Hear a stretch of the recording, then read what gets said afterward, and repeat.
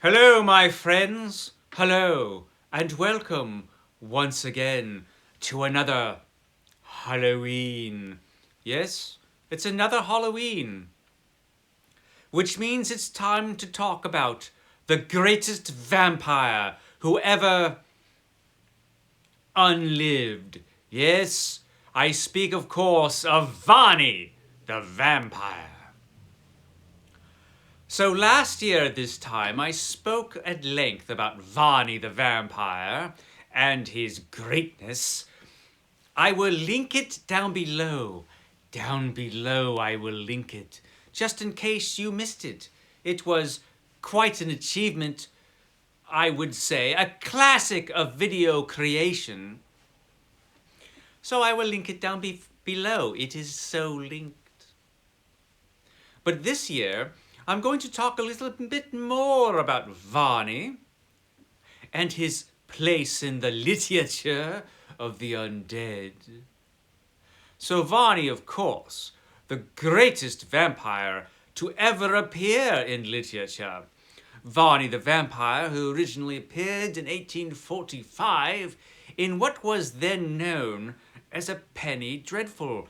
Penny dreadful, short little papers, a few pages that contained a few chapters of whatever Titanic story it was presenting. In this case, Varney, the greatest penny dreadful of them all. Yes, Varney the vampire.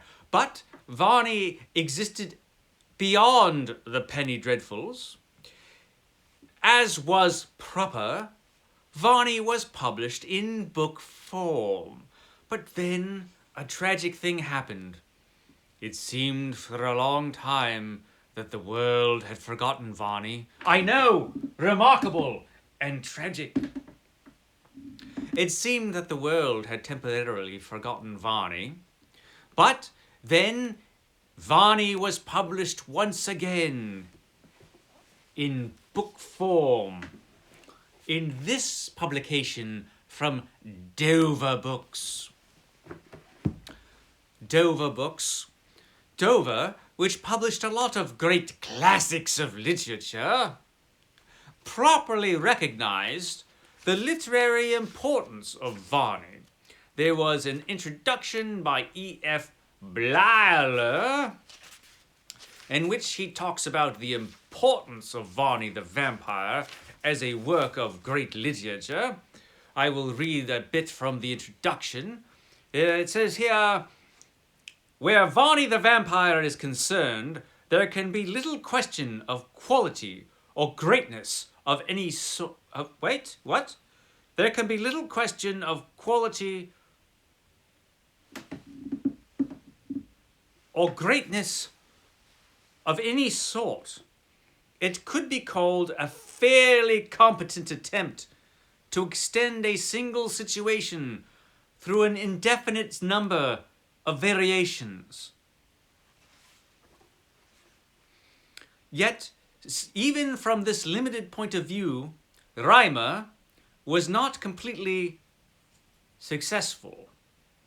There is a great lack of internal consistency, particularly about the true nature and history of Varney. What? Okay.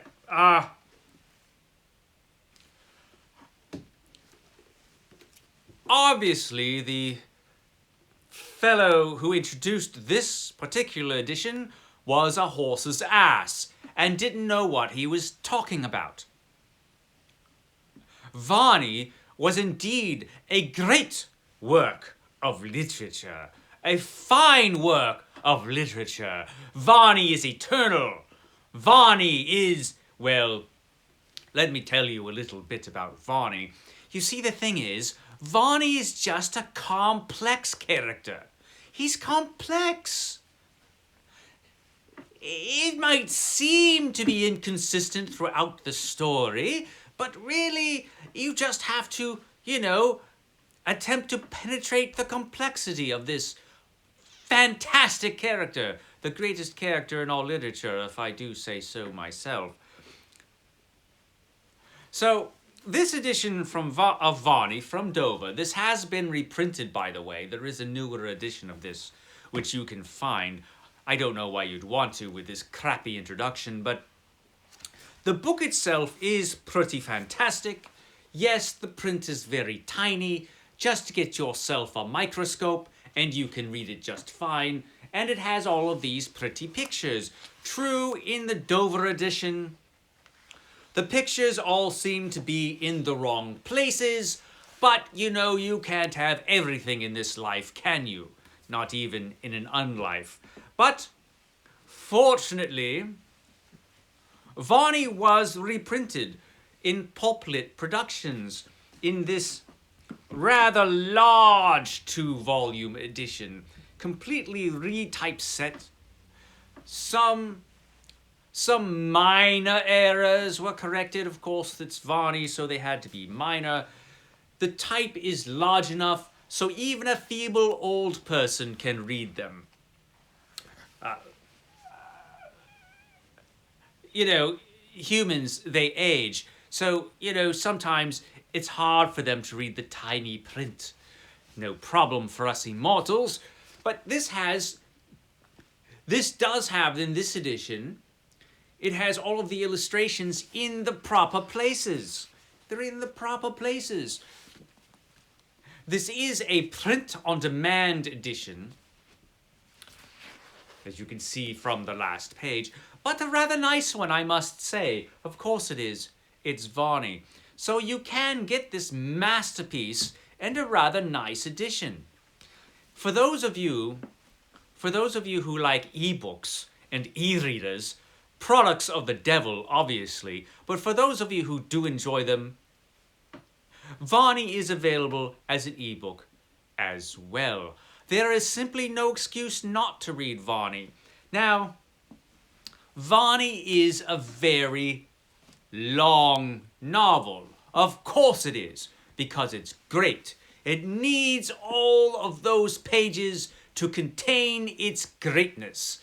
Now, there have been other vampires from literature who have claimed to be the greatest, but Varney obviously is. Of course, there is that stinky elephant in the room.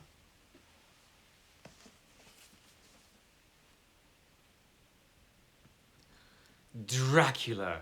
I can barely contain my disgust. But Dracula is popularly known as being the king of vampires. The king of vampires.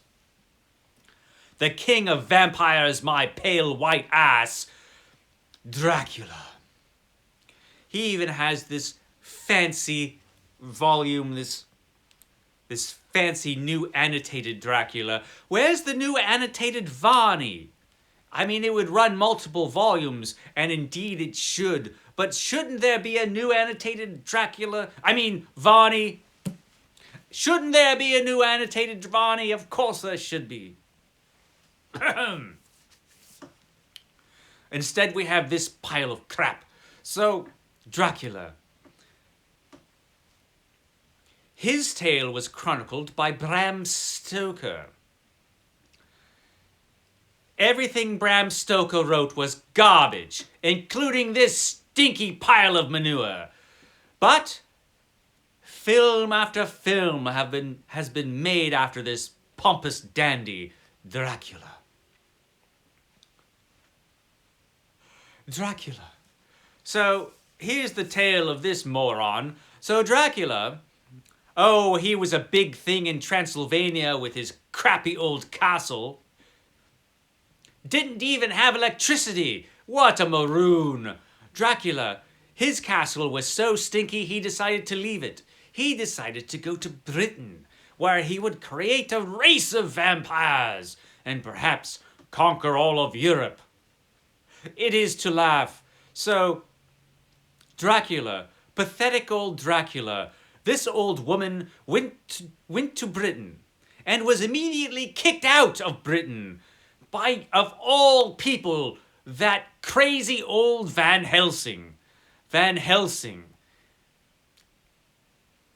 Van Helsing and his band of nincompoops, they kicked out Dracula immediately from Britain, sending him running back home. And this band, this little group of vampire hunters that Van Helsing put together, I wouldn't trust them to run a Dunkin' Donuts. And yet somehow they managed to drive Dracula out of Britain and back into Transylvania. They were so incompetent that when it finally came time to kill Dracula, they did it all wrong. They didn't even kill him in the proper way. So if you do a careful, or even a not that careful reading of this pathetic book, you will see that Dracula was never really killed. He was stabbed by these stupid knives. Stupid knives can't kill a vampire, and then he just disappeared. Oh my God, almost as if he just disappeared into a mist. Oh, he just vanished, which means he wasn't destroyed. This moron lives on. Well, lives as much as an undead creature can. Dracula still exists. Van Helsing, what an ass. So, for some bizarre reason, this is considered the classic of vampire literature. I hasten to remind you that Varney came first. Varney was first, and I must say, this doesn't even run to 1,000 pages. So what good is it? Varney, however, is gigantic. It's gigantic as it ought to be. It's Varney. Now, there have been other vampires in literature, but none can hold a candle to Varney the vampire. You may read those delightful Anne Rice books with the interview with a vampire. Louis, my goodness. What a whiny bitch that Louis was. That Lestat, however, a capital fellow. I rather like Lestat. He's fun.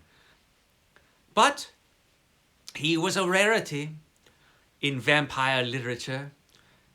Most vampires are just pathetic and ridiculous. Sometimes they even sparkle. Ugh. I could vomit. But I won't.